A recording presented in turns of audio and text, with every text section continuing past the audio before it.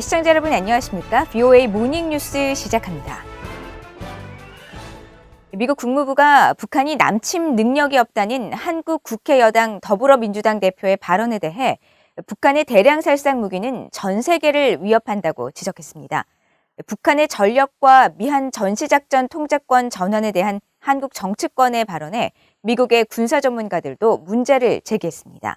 첫 소식 조상진 기자가 보도합니다. 미국 국무부는 23일 VOA에 최근 북한의 열악한 무기 실태를 들며 남침 가능성이 없다고 주장한 한국 국회 여당 더불어민주당의 송영길 대표의 발언에 대해 북한의 군사력을 무시해서는 안 된다는 입장을 보였습니다. 국무부 대변인실 관계자는 여러 유엔 안보리 결의에 반영된 것처럼 북한의 대량 살상 무기 프로그램은 불법적이며 국제 평화와 안보를 위협한다고 밝혔습니다. 앞서 더불어민주당의 송영길 대표는 미국의 한 칼럼니스트가 미국의 지원이 없으면 한국도 아프가니스탄과 비슷한 처지가 될 것이라고 지적하자 지난 18일 자신의 사회 연결망 서비스 페이스북에 북한은 남침할 능력은커녕 자신들의 생존과 체제 유지가 더 절박한 실정이라고 주장하면서 북한의 모든 무기 체계는 낡았고 유엔과 미국의 경제 제재로 전차와 전투기를 운용할 연료조차 제대로 보급되지 못하는 상황이라고 언급했습니다. 이에 대해 미국의 한반도 전문가들도 국무부의 지적에 동의하면서 송 대표의 북한 전력 평가에 동의할 수 없다는 반응을 보였습니다.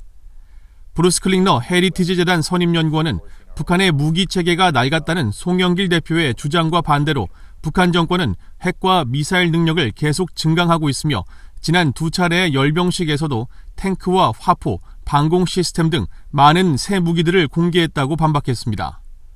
실제로 한국 국방부가 지난 2월 발간한 2020 국방백서는 군사력에 있어 한국은 질적으로, 북한은 양적으로 우위를 점하고 있으며 북한은 이 같은 질적 열세를 극복하기 위해 재래식 무기 성능 개량과 함께 핵과 대량 살상 무기, 미사일, 잠수함 등 비대칭 전력 증강에 몰두하고 있다고 평가했습니다. 클링너 선임연구원은 또 송 대표가 한미동맹 중요성에 못지않게 자주국방의 자세가 필요하다면서 조속한 전작권 회수를 강조한 데 대해서도 이의를 제기했습니다. 클링너 연구원은 미국과 한국은 시안을 기준으로 한 절차를 벌이고 조건에 기초한 전작권 전환을 채택한 만큼 전작권 회수에 속도를 내겠다는 것은 잘못된 표현이며 양국이 합의한 요건에 대한 이해 부족을 반영한다고 지적했습니다. 그러면서 연합작전 주도 능력 개선과 한반도 안보 상황의 개선이 이루어져야 하는 만큼 한국은 아직 필요한 조건을 충족하지 못했다면서 송 대표의 전작권 조기 이양 희망은 군사적 요인이나 미한 양국의 이전 합의와 일치하기보다는 정치적, 이념적 요인에 이끌린 것이라고 비판했습니다. 마이클 웬넌 브루킹스 연구소 선임연구원도 한국의 자주국방 의지에 대해서는 환영의 입장을 밝히면서도 송 대표가 주장하는 조속한 전작권 전환이 가져올 파장에 대해 비판적 입장을 나타냈습니다. 웬넌 연구원은 이미 강력한 군사력을 계속해서 개선하려는 한국의 어떤 노력에도 찬사를 보내지만 지휘체계와 미국의 핵 억지력과의 연계를 혼란스럽고 복잡하게 만들 전시작전권 전환에 강력히 반대한다고 밝혔습니다. VOA 뉴스 조상진입니다. 성킴 미국 국무부 대북특별대표는 24일로 마무리된 나흘간의 방한 기간 동안 한국 정부와의 협의 외에 한국 언론 매체와의 인터뷰 등을 통해 북한과의 대화 의지를 강조했습니다. 한국 내 전문가들은 미한 연합훈련에 반발하는 북한과 관련해 상황 관리에 주력한 행보였다고 평가했습니다. 함지하 기자가 보도합니다.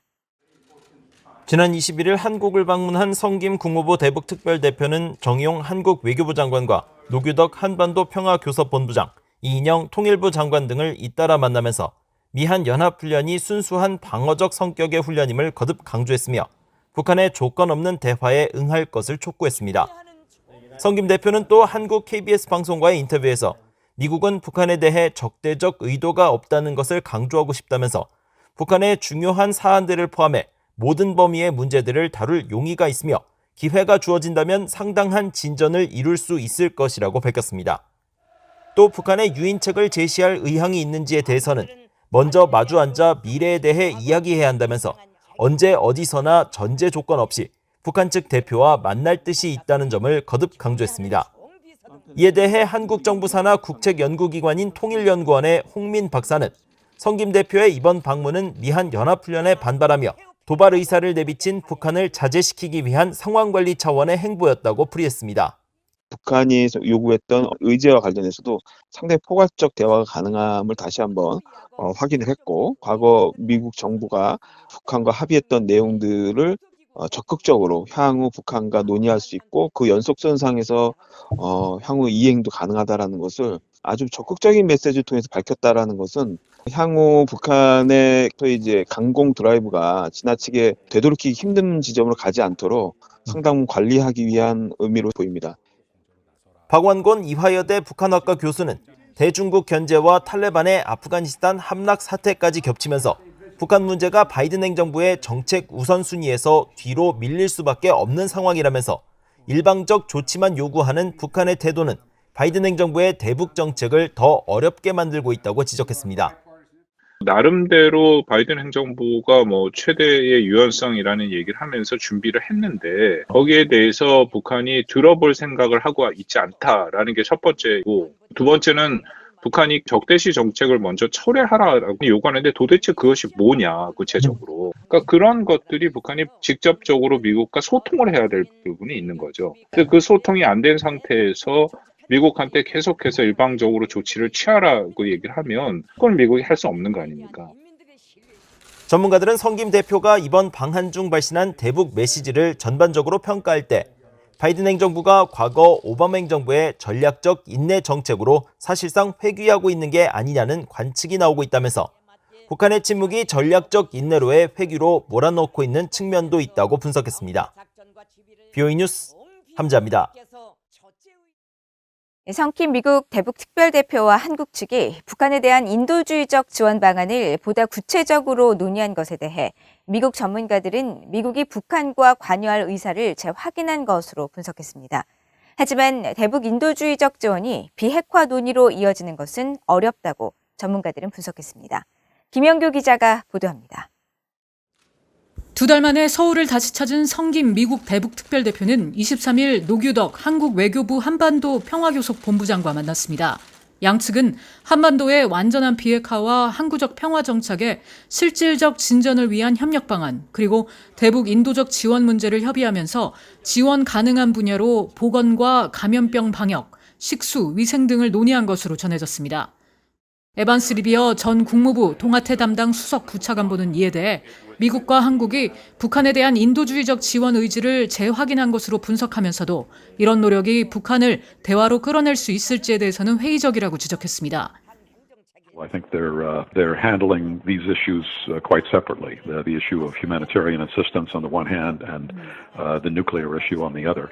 It's one thing to have a discussion, but it's a very, very different thing to have a discussion about denuclearization. 앤서니 루지에로 전 백악관 국가안전보장회의 북한 담당 국장도 인도주의적 지원과 북한과의 협상을 연결짓는 건 어려운 일이라고 단언했습니다. 북한에 대한 인도주의적 지원은 한국전 참전 미군 유해 송환과 마찬가지로 협상이 실질적으로 일어나지 않는 시기에 상황을 진전시킬 수는 있지만 그것으로 비핵화 협상이 이루어질 것이라고 판단하는 건 성급하다는 겁니다. Just because we're doing humanitarian aid doesn't mean that that's going to represent some kind of breakthrough in the negotiations, because it's not something that the U.S. or South Korea side is providing to North Korea as an incentive to return to the negotiations. 해군 분석센터의 켄고스 적성국 분석국장은 북한이 체면을 잃지 않는 선에서 미국과 한국의 지원을 받아들일 가능성은 있지만 이것을 북한의 핵무기를 논하는 데 지렛대로 사용하려고 한다면 이뤄지지 않을 것으로 내다봤습니다. 미국 국방부에서 북한 담당 선임 보좌관을 지냈던 프랭크 엄 미국 평화연구소 선임 연구원은 미국과 한국이 대북 지원 논의를 한다고 해도 북한이 받아들인다는 보장은 없다고 말했습니다.